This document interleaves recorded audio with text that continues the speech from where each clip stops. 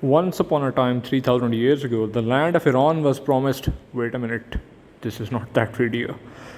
So, what really happened between Iran and Israel? Actually won.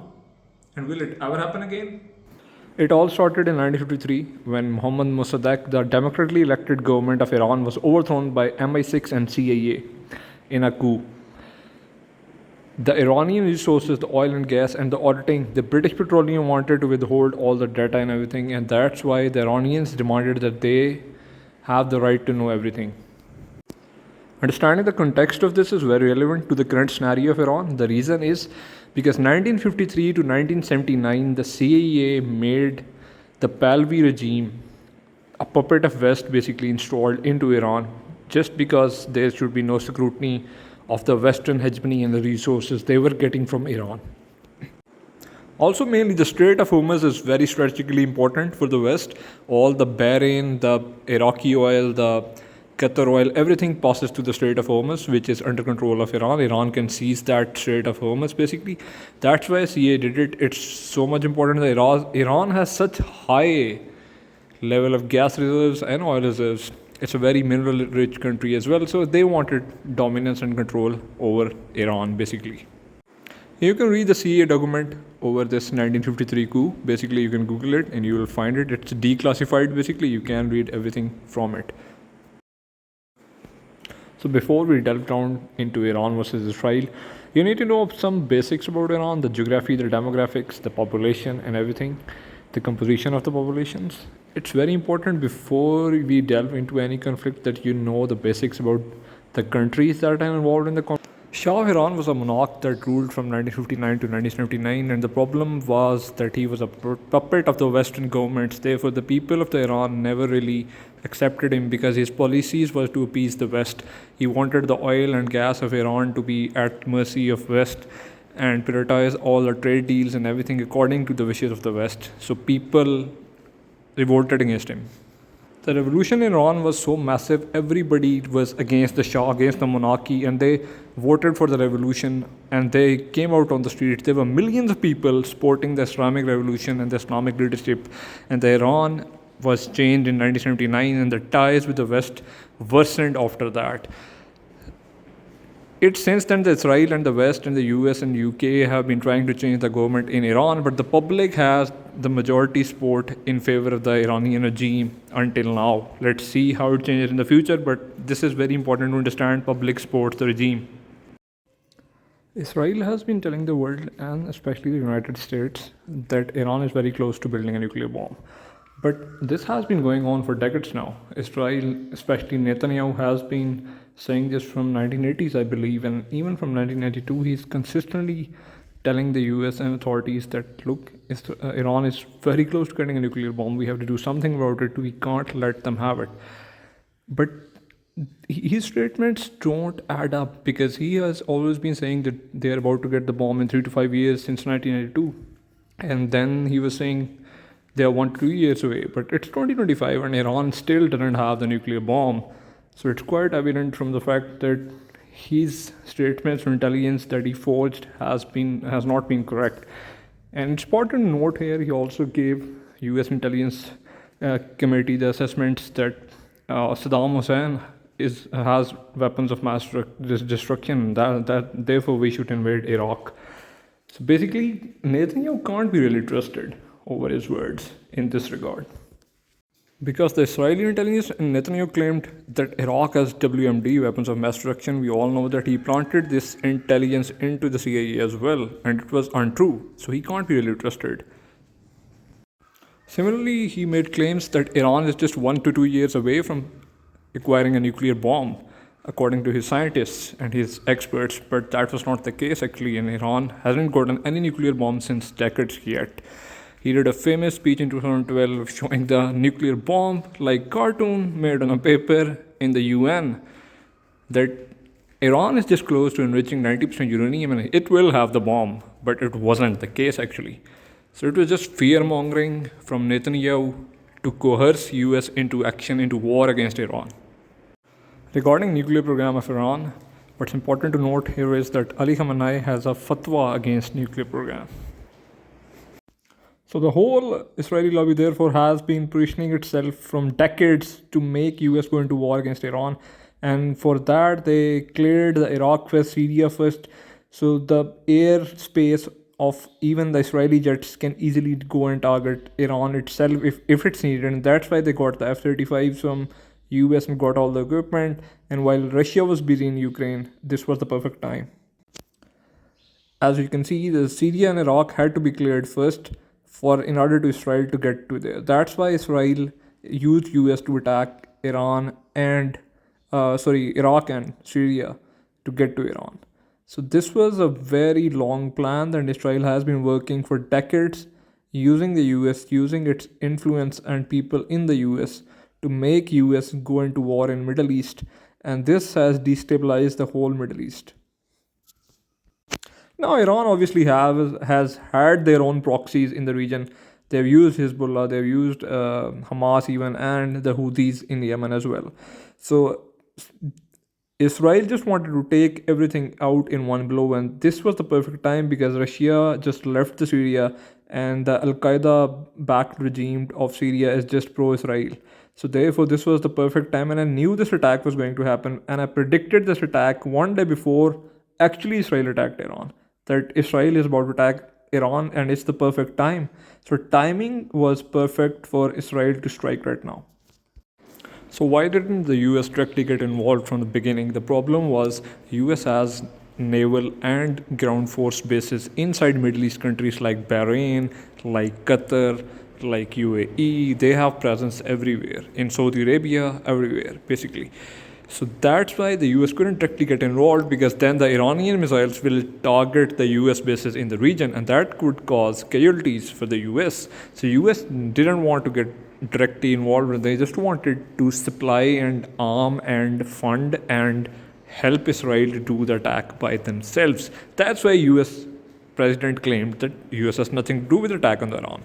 Israeli intelligence has been prepping for the Iran attack for decades, and they orchestrated the attack so well using equipment that was automatic, remote controlled, and their spies inside Iran. They targeted the generals, did a decapitating strike right first in the beginning to clean out the command and control structure of Iranian military forces. So there's chaos, there's no command, there's no orders going through the forces. And when the generals die, top command is eliminated. There's no clear-cut goals what to achieve, which parts of military to operate in which manner, how the operation planning just goes down the drain basically. This was the plan of the Mossad, which was executed perfectly from the Israeli point of view, and it killed a lot of high-value targets, the generals, and also some nuclear scientists of Iran. Now you can see the Israeli Mossad operatives were on the ground. They had spies, they had intelligence assets inside Iran that were orchestrating these suicide bombings and attacks to use the drones and automatic weapons to take out the generals, while the Israeli Air Force was in air ready to attack from the top. So they were going to eliminate the command and control structure of Iranian military at the top, attack the headquarters, use Air Force to target the air defense first. Air defense was the first priority, so the Israeli Air Force can operate in the Iranian airspace without any problem. And then obviously the target was to target their nuclear reactors. 200 aircraft of Israeli Air Force participated in this campaign. This was the first phase. Israel used F-35s right ahead because they were undetectable by the radars of Iran, because they were stealth, and they took out those Iranian radars first, and they took out all the air defense of Iran first, so the other F-16s and F-15s that are not stealth can easily target the ground targets afterwards. So this was the first phase of the operation of Israel, which was very well managed by Israel. Actually, they planned for it. Their air force is very professional. They went for it. They had great military success in the first few days, taking out all the air defense systems of Iran. As you can see, these footages are from the battle. They had guided munitions, satellite guided munitions, laser guided munitions, targeting right all the air defense systems, the vehicles, the S-300 of Iran, and then they were area refueling in the Iraqi airspace, which was open to Israel. They also used automatic weapons and a lot of high-tech apparatus to take out missile launchers on the ground, but they weren't that successful in taking out all the missile launchers.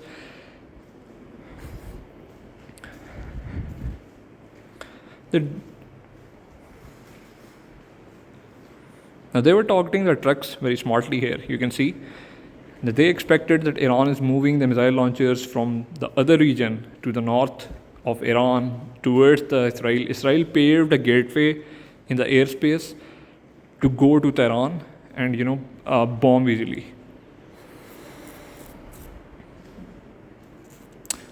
This was Natanz nuclear enrichment complex. They targeted the nuclear sites as well.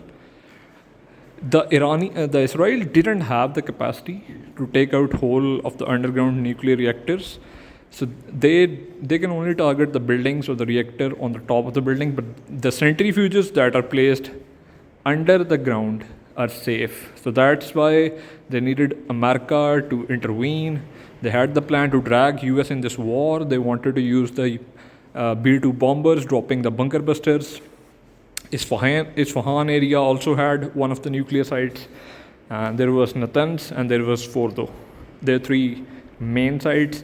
Fourth one was in Bushehr, but that had Russian nuclear scientists, about 250 of them working in it. So that was off limits because Russia clearly told Israel not to target that.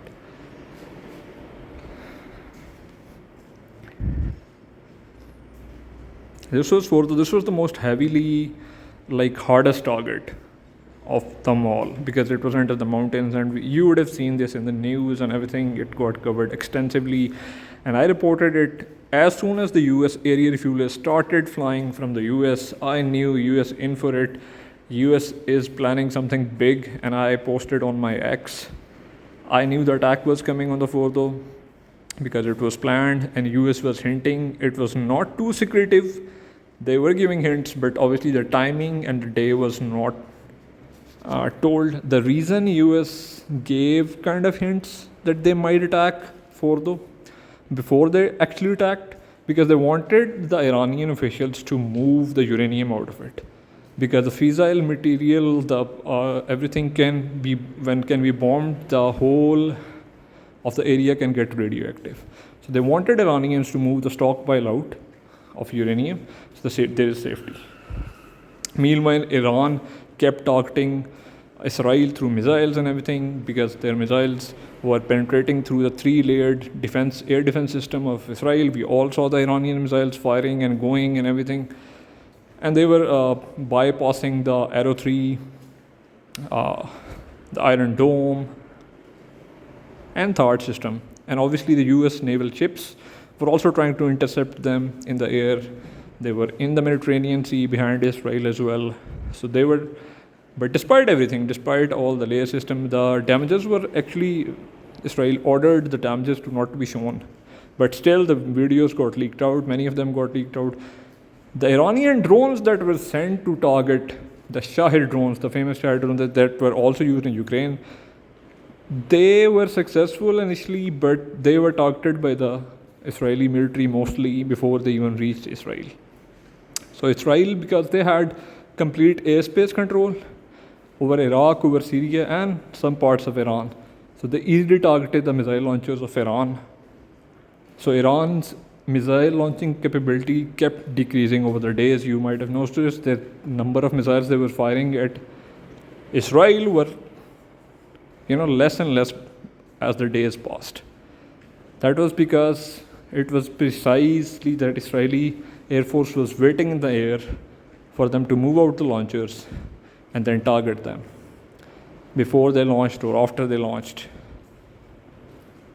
You can see the footages. These are from targeted drones and missiles and bombs being dropped by Israeli Air Force on the Iranian missile launchers. And this is a vehicle they claimed that Iranian general, one of the generals, was going through it. And someone from the ground, some Mossad agent on the ground, gave the information to the Israel Air Force, and they targeted the general and everything. So Israeli operation from military point of view and perspective was very successful in the beginning. They were very precise, they targeted all the key areas, but it didn't reap the benefits politically. I'll come to that in a moment. This is just the footage of the military strikes of Israel. Once you have the airspace control, you basically dominate the skies. Then you can do the all the munitions, bombing, and everything. It took take out the radars, the missiles, the everything. So the defense and offense capability of Iran was deteriorating by the day. Now, Israel was hoping that within a week, Iran will have no missiles left or nothing left to target Israel, and it will be all over. Smooth sail after that. There will be a coup from inside. The people of Iran will rise against the Iranian government, and everything will be like great. But it didn't actually exactly go as planned. US didn't want to get involved because the public perception and opinion was completely against it. So US decided, even the president came on the vote that I will not join any new wars. So the US decided we will just drop the bombs on the Fordo and call it a day. We will show our strength, we will show our force, we will dominate, and then we won't put boots on the ground. And without boots on the ground, regime change is very hard. So Israeli plan of regime change didn't actually materialize because the people of Iran knew that if Israel is the one bringing the regime change, they are not doing for the rights of the women in general, because they have seen the footages of Gaza. Even though some of the Iranian youth and young generations want good relations with US, they want the sanctions to be lifted, and they want to get rid of the regime even in the Iran. They are tired and frustrated of the Iranian regime, but still they would never support a foreign invasion of their own country just to get a regime change. That's where the Iranians, majority of them, supported it. Now the US buildup had lots of planes, bases outside Iran, so they were just everywhere. But I also tweeted that the Raptors are ready, everything is ready, the bombers are coming, B-2 are gonna bomb it. Iran was given a very tough choice, so it was gonna happen. I knew it was gonna happen. There was no other way around it. So it was coming, Fordo is gonna be targeted. And then it eventually got targeted as well. And the US Chief of Staff gave the whole presentation of the Operation Midnight Hammer, that how they went and how they targeted the sites. And then the battle damage assessment, BDA, was left for later because the details of how much damage the bombs have caused was undetermined at the time. It's still not clear how much damage caused. Some say it went into the vents, and because the centrifuges are very volatile kind of equipment, so they can get destroyed even if the bombs didn't penetrate deep down. They can still, just by the blast radius and everything, the shock waves that the ground shakes can destroy the centrifuges inside the plant.